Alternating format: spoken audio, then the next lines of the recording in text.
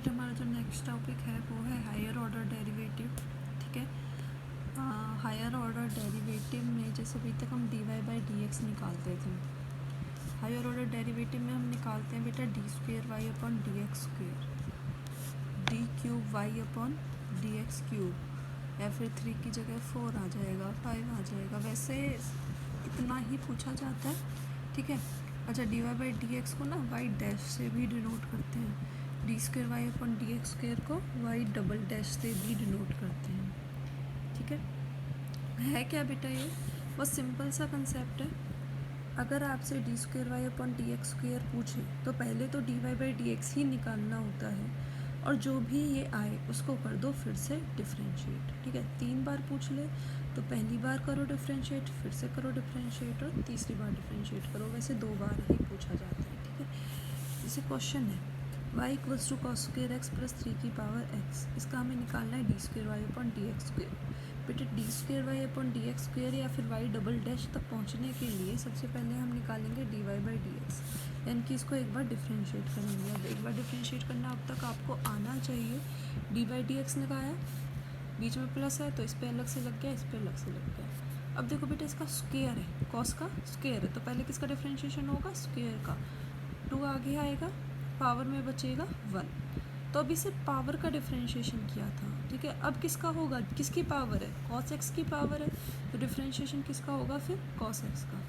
3 की power x का differentiation, ये कौन सा फॉर्मूला है, ए की पावर एक्स वाला, ए की जगह क्या है 3, क्या फॉर्मूला होता है, ए की power x log A to the base E, A की जगह 3 है तो 3 की power x log 3 to the base E. ठीक है, अब देखो ये D Y by D X equals to ये 2 कॉस एक्स का क्या हो गया बेटा माइनस साइन एक्स, और ये वापस फिर से यही आ गया। तो D Y by D x इस माइनस को पहले लिख लिया, 2 sine x cos x plus 3 की power x log 3 to the base e. Next step में चाहे यहाँ पे एक ट्रिग्नोमेट्री का फॉर्मूला यूज़ कर लिया है कि 2 साइन एक्स कॉस एक्स होता है साइन 2x। अगर आपको फॉर्मूला याद नहीं है पेपर में तो कोई बड़ी बात नहीं, आप यहाँ तक इसको ऐसे ही रहने दे सकते हो। ठीक है, अब नेक्स्ट है आपको तो D Y by D x तो निकालना नहीं था, आपको तो d square Y upon D x square निकालना है, इनकी इसको फिर से डिफरेंशिएट करना है। अब बेटा अगर एक बच्चे ने कोई फॉर्मूला याद नहीं है तो वो तो इसको दोबारा से डिफरेंशिएट करेगा, तो उस कंडीशन में आप यहाँ पे प्रोडक्ट रूल लगाओगे, sine X into cos X, ये एफ ये आपका G, F as it is differentiation of G plus G as it is differentiation of F. फिलहाल मेरे को फॉर्मूला याद है तो मैंने साइन 2x लिखा हुआ है, तो अगर आप एक और बार डी बाई डी एक्स लगाओगे तो जो ये D Y by D x है ये तो कन्वर्ट हो जाएगा d square Y upon D x square में।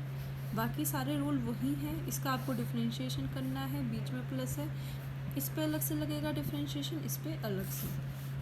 तो जब आप डिफरेंशिएशन करोगे तो बेटा सबसे पहले चेन रूल के अकॉर्डिंग किसका डिफरेंशिएशन होगा, साइन, साइन किस में बदलेगा, कॉस में, कॉस 2x, पर ये सिर्फ x होता तो कॉस x बन जाता, पर ये तो 2x है।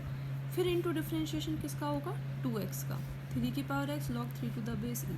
बेटा ये जो चीज़ है ना इसमें कहीं भी x नहीं है, तो ये कंप्लीट चीज़ हमारे लिए एक तरीके से कांस्टेंट की तरह काम करेगी और बाहर आ जाएगी। जैसे D by D x of मैं लिखूँ 3x, तो आप 3 को बाहर ले आते थे ना, हर वो चीज़ जिसमें x नहीं है वो आपके लिए एक तरीके से कांस्टेंट है, उसको आप बाहर ले आओ।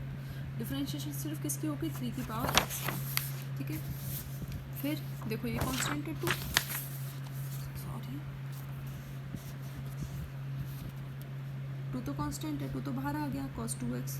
ठीक है, और x का डिफरेंशिएशन क्या होता है 1, देखो ये वाला 2 बाहर आ गया और x का डिफरेंशिएशन होता है 1, तो ये चीज़ हट गई एक तरीके से, सिर्फ 2 बचा, log 3 टू द बेस ई। और बेटा ये तो पहले वाला डिफरेंशिएशन है 3 की पावर x वाला, इसका फिर से ये 3 की power x log 3 to the base E, तो -2 cos 2x 3 की पावर x और log 3 to the base E, log 3 to the base E, इसका क्या हो जाएगा होल स्क्वायर। तो डबल डिफरेंशिएशन या फिर हायर ऑर्डर डेरिवेटिव में कुछ नहीं है, अगर आपसे डबल डेरिवेटिव पूछता है तो एक बार, तो आपको कितनी बार डिफरेंशिएशन करना है, 2 बार।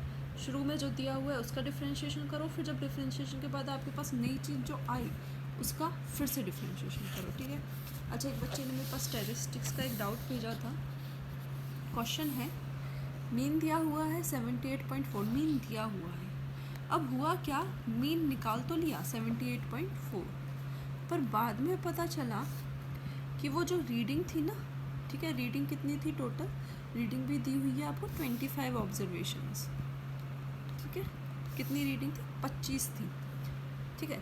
तो 25 ऑब्जर्वेशंस का आपने मीन निकाला और वो इतना आया, पर बाद में उसको ये रियलाइज़ हुआ कि एक्चुअली में जो 96 था वो उसने 69 पढ़ लिया, ठीक है। मान लो यहाँ 25 ऑब्जर्वेशन लिखी हुई होंगी, ठीक है, उसमें कहीं पे लिखा होगा 96, पर उसने उसको गलती से रीड कर लिया 69। तो बेटा इतना तो आपको पता चल गया कि मीन गलत निकला है आपका, 78.4 गलत निकला है, ठीक है। क्वेश्चन आपसे पूछ रहा है सही बताओ, ठीक है, करेक्ट मीन बताओ। अब देखो यहाँ पे निकालते हैं इनकरेक्ट, ठीक है। x बार इक्वल्स टू 78.4 दिया हुआ है। मीन का फॉर्मूला क्या होता है कि जितनी भी 25 की 25 ऑब्जर्वेशन है उन सबको मैंने किया होगा ऐड, और डिवाइडेड बाय टोटल ऑब्जर्वेशन कितनी है? 25, ठीक है। इससे डिवाइड किया होगा तब निकला ये, ठीक है। अब एक बात बताओ बेटा, अगर आपका मीन, अगर आपने 96 को गलती से 69 पढ़ लिया तो गलती कहाँ हुई? यहाँ पे नहीं, यहाँ पे नहीं हुई, क्योंकि 25 तो है ही, चाहे वो 96 हो चाहे 69 हो, अल्टीमेटली है तो 25 ऑब्जर्वेशन। तो ये तो बिल्कुल सही किया आपने। गलती कहाँ हुई? सम में गलती हो गई, ठीक है। तो आप पहले निकालोगे करेक्ट सम। इनकरेक्ट क्या है? इनकरेक्ट है 78.4 इंटू 25, ठीक है। इनकरेक्ट निकाल लो पहले, ये सम अपॉन 25, तभी तो 78.4 आया। तो सम कितना आया? इसको मल्टीप्लाई करोगे 1960। जब आपने गलती से 96 को 69 पढ़ा तो आपका सम इतना आया होगा, पर ये सम गलत है, क्योंकि आपने 96 को क्या पढ़ लिया? 69। अब आपको क्या करना है? करेक्ट सम निकालना है, ठीक है। Correct summation x। करेक्ट कैसे निकलेगा? पहले तो एक काम करो, आपने पढ़ा क्या था? 69 पढ़ा था ना, इस 69 को इसमें से हटा दो, ठीक है। ऑब्जर्वेशन कितना आएगा? ये 1960 माइनस 69, माइनस 69, 198 और ये 1, ठीक है, 1891। अब देखो ये आपने फिर से सुन लो, 25 ऑब्जर्वेशन थी, आपने 96 को गलती से 69 पढ़ लिया। गलती कहाँ हुई? आपने मीन तो निकाल दिया, तो 25 में तो कोई गलती नहीं, क्योंकि 25 ऑब्जर्वेशन तो 25 की 25 तो है ही, काउंटिंग तो 25 ही रहेंगी। आपकी गलती कहाँ हुई है? प्लस करने में, ठीक है। तो आपने पहले तो इनकरेक्ट प्लस निकाला। इनकरेक्ट प्लस कितना आया? 9196, क्योंकि इनकरेक्ट मीन का यूज़ कर रहे हो तो इनकरेक्ट आएगा। इनकरेक्ट सम निकाला इतना। अब आप कह रहे हो कि चलो जो मैंने गलती से जो रीडिंग पढ़ी थी ना उसको हटा ही देता हूँ, 1891 आया, ठीक है। अब ये कितनी रीडिंग का सम है?